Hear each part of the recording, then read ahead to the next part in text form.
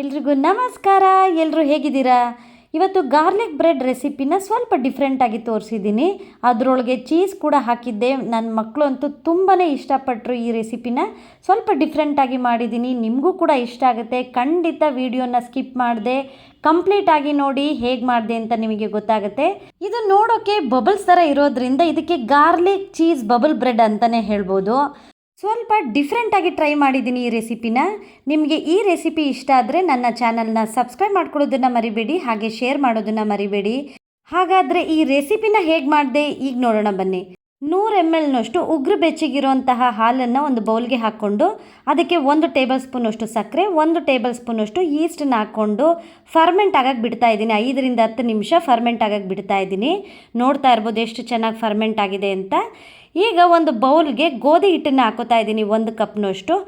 ಅದಕ್ಕೆ ಅರ್ಧ ಟೇಬಲ್ ಸ್ಪೂನಷ್ಟು ಉಪ್ಪನ್ನು ಹಾಕ್ಕೊಂಡು ಫರ್ಮೆಂಟ್ ಆಗಿರುವಂತಹ ಹಾಲನ್ನು ಹಾಕ್ಕೊಂಡು ಚೆನ್ನಾಗಿ ಮಿಕ್ಸ್ ಮಾಡ್ಕೋಬೇಕಾಗತ್ತೆ. ಮೈದಾ ಹಿಟ್ಟಲ್ಲೂ ಕೂಡ ಮಾಡ್ಕೊಬೋದು. ನಾನು ಸ್ವಲ್ಪ ಹೆಲ್ದಿ ಆಗಿರಲಿ ಅನ್ನೋ ಕಾರಣಕ್ಕೆ ಗೋಧಿ ಹಿಟ್ಟನ್ನು ಬಳಸಿದ್ದೀನಿ.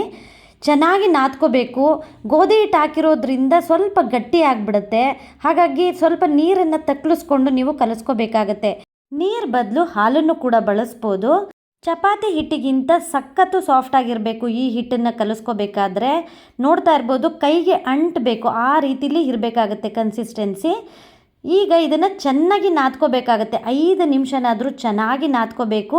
ವಿಡಿಯೋ ಲಾಂಗ್ ಆಗುತ್ತೆ ಅನ್ನೋ ಕಾರಣಕ್ಕೆ ನಾನಿಲ್ಲಿ ಕಟ್ ಮಾಡಿಬಿಟ್ಟು ಹಾಕಿದ್ದೀನಿ. 5 ನಿಮಿಷನಾದರೂ ಚೆನ್ನಾಗಿ ನಾದ್ಕೊಂಡ್ರೆ ತುಂಬ ಚೆನ್ನಾಗಿರುತ್ತೆ ಇದು. ಈಗ ಇದಕ್ಕೆ 2 ಟೇಬಲ್ ಸ್ಪೂನಷ್ಟು ಬೆಣ್ಣೆನ ಹಾಕ್ಕೊಂಡು 1 ನಿಮಿಷನಾದರೂ ಚೆನ್ನಾಗಿ ನಾದ್ಕೊಳ್ಳಿ, ಆಗ ಕೈಗೆ ಅಂಟಲ್ಲ. ಮೈದಾ ಹಿಟ್ಟಿಗಾದರೆ ಸ್ವಲ್ಪ ನೀರಿನ ಪ್ರಮಾಣ ಅಥವಾ ಹಾಲಿನ ಪ್ರಮಾಣ ಕಡಿಮೆ ಆದರೂ ಪರವಾಗಿಲ್ಲ. ಗೋಧಿ ಹಿಟ್ಟಾಗಿರೋದ್ರಿಂದ ಸ್ವಲ್ಪ ಜಾಸ್ತಿ ಬೇಕಾಗುತ್ತೆ. ಚೆನ್ನಾಗಿ ನಾದ್ಕೊಂಡ್ರೆ ನೋಡಿ ಚೂರು ಅಂಟ್ತಾ ಇಲ್ಲ. ಯಾವಾಗ ಅಂಟಲ್ವೋ ಅಲ್ಲಿಗೆ ಹಿಟ್ಟು ಕರೆಕ್ಟಾಗಿ ಹದವಾಗಿದೆ ಅಂತ ಚೆನ್ನಾಗಿ ನಾದ್ಕೊಂಡು ಈ ರೀತಿ ಮಚ್ಚಿ ಫೋಲ್ಡ್ ಮಾಡಿಬಿಟ್ಟು ಇದನ್ನು ಇಟ್ಕೋಬೇಕಾಗತ್ತೆ. ಮಿನಿಮಮ್ ಇದನ್ನು 1 ರಿಂದ 2 ಅವರ್ ಆದರೂ ಫರ್ಮೆಂಟ್ ಆಗೋಕ್ಕೆ ಬಿಡಬೇಕಾಗತ್ತೆ. ಇದ್ರ ಮೇಲೆ ಹಾಗೆ 2 ಟೇಬಲ್ ಸ್ಪೂನ್ನಷ್ಟು ಎಣ್ಣೆನ ಹಾಕ್ಕೊಂಡು ನಾದೋದು ಬೇಡ, ಹಾಗೆ ಸುತ್ತ ಸರು ಬಿಟ್ಟು ಮೇಲೆ ಹಿಟ್ಟಿನ ಮೇಲೆ ಸರುಕೊಂಡು 2 ಅವರ್ಸ್ ಇದನ್ನು ಫರ್ಮೆಂಟ್ ಆಗೋಕ್ಕೆ ಬಿಟ್ಬಿಡಬೇಕಾಗತ್ತೆ ಮುಚ್ಚಳ ಮುಚ್ಚಿ. ಗಾರ್ಲಿಕ್ ಬ್ರೆಡ್ಗೆ ಮೇಯ್ನ್ ಬೇಕಾಗಿರೋದು ಗಾರ್ಲಿಕ್ಕು ಮತ್ತು ಬಟರ್ ಅಲ್ವಾ.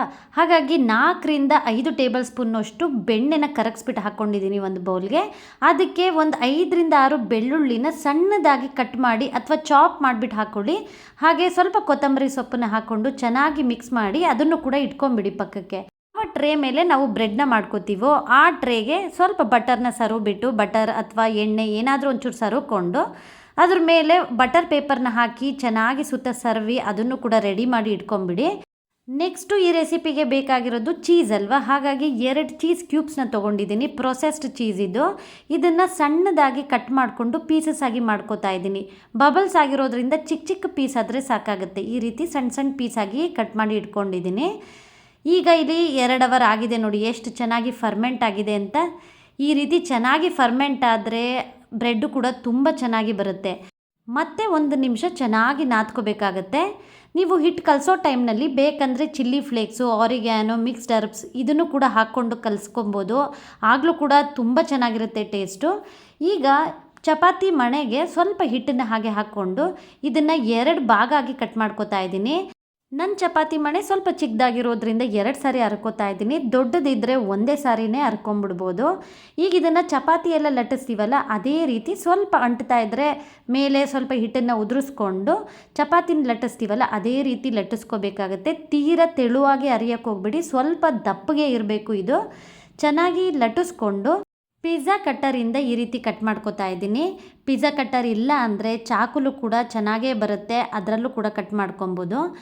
ಇದನ್ನು ಸಣ್ಣ ಪೀಸಾಗಿ ಮತ್ತೆ ಕಟ್ ಮಾಡ್ಕೋತಾ ಇದ್ದೀನಿ. ಬಬಲ್ಸ್ ಆಗಿರೋದ್ರಿಂದ ಸ್ಮಾಲ್ ಪೀಸಸ್ ಆದರೆ ಇನ್ನೂ ಚೆನ್ನಾಗಿರುತ್ತೆ. ಹಾಗಾಗಿ ಮತ್ತೆ ಅಡ್ಡ ರೀತಿ ಇನ್ನೊಂದು ಸಾರಿ ಕಟ್ ಮಾಡ್ಕೋತಾ ಇದ್ದೀನಿ. ನಂತರ ಇದಕ್ಕೆ ಒಂದೇ ಪೀಸ್ನ ತೊಗೊಂಡು ಸ್ಮಾಲ್ ಚೀಸ್ ಕ್ಯೂಬ್ಸ್ ಇರುತ್ತಲ್ಲ ಮಾಡಿಟ್ಕೊಂಡಿದ್ವಲ್ಲ ಅದನ್ನು ಹಾಕಿಬಿಟ್ಟು ಕವರ್ ಮಾಡ್ಕೊಂಡ್ರೆ ಆಯ್ತು ಅಷ್ಟೇ. ಇದನ್ನು ಚೆನ್ನಾಗಿ ರೀತಿ ಕವರ್ ಮಾಡಿಕೊಂಡು ರೆಡಿ ಮಾಡಿಟ್ಕೊಂಡಿದ್ದಂಥ ಟ್ರೇಗೆ ಒಂದೇ ಇಟ್ಕೊಳ್ತಾ ಹೋದರೆ ರೆಡಿಯಾಗಿ ಹೋಗುತ್ತೆ. ತುಂಬ ಈಸಿಯಾಗಿ ಮಾಡ್ಕೊಬೋದು. ನಂತರ ಅದ್ರ ಮೇಲೆ ಒಂದು ಒಣಗಿರೋಂತಹ ಬಟ್ಟೆನೋ ಪ್ಲೇಟೋ ಏನಾದರೂ ಮುಚ್ಚಿಬಿಟ್ಟು ಅರ್ಧ ಗಂಟೆ ಬಿಟ್ಬಿಡಿ. ಬಬಲ್ಸ್ ರೀತಿಲಿ ಮತ್ತೆ ಊದಿರುತ್ತೆ. ಅದ್ರ ಮೇಲೆ ಗಾರ್ಲಿಕ್ ಮತ್ತು ಬಟರ್ನ ಮಿಕ್ಸ್ ಮಾಡಿ ಇಟ್ಕೊಂಡಿದ್ವಲ್ಲ ಅದನ್ನು ಚೆನ್ನಾಗಿ ಬ್ರಷಿಂದ ಸ್ಪ್ರೆಡ್ ಮಾಡ್ಕೋತಾ ಹೋಗಿ ಈಗ ಇದನ್ನು 10 ನಿಮಿಷ ಪ್ರೀಹೀಟ್ ಮಾಡಿರೋಂತಹ ಓವನ್ನಲ್ಲಿ 20 ರಿಂದ 25 ನಿಮಿಷ ನಾನು ಬೇಕಾಗೋಕ್ಕೆ ಇಟ್ಕೋತಾ ಇದ್ದೀನಿ. ನಿಮ್ಮ ಹತ್ರ ಓವನ್ ಇಲ್ಲ ಅಂದರೆ ಕಡಾಯಿಲೂ ಕೂಡ ಮಾಡ್ಕೊಬೋದು. ಒಂದು ಕಡಾಯಿನ ಚೆನ್ನಾಗಿ ಬಿಸಿ ಮಾಡಿಬಿಟ್ಟು ಅದ್ರ ಮೇಲೆ ಒಂದು ಸ್ಟ್ಯಾಂಡ್ ಇಟ್ಬಿಟ್ಟು ರೆಡಿ ಮಾಡಿ ಇಟ್ಕೊಂಡಿದ್ದಂಥ ಟ್ರೇನ ಇಟ್ಟರೆ ಆಗಲೂ ಕೂಡ ಇಷ್ಟೇ ಚೆನ್ನಾಗಿ ಬರುತ್ತೆ. ನೋಡೋಕ್ಕಲ್ಲ ತಿನ್ನೋಕ್ಕೂ ಕೂಡ ಅಷ್ಟೇ ರುಚಿಯಾಗಿತ್ತು. ಈ ಒಂದು ಸಿಂಪಲ್ ರೆಸಿಪಿ ನಿಮಗೆ ಇಷ್ಟ ಆದರೆ ನನ್ನ ಚಾನಲ್ನ ಸಬ್ಸ್ಕ್ರೈಬ್ ಮಾಡ್ಕೊಳ್ಳಿ. Thank you.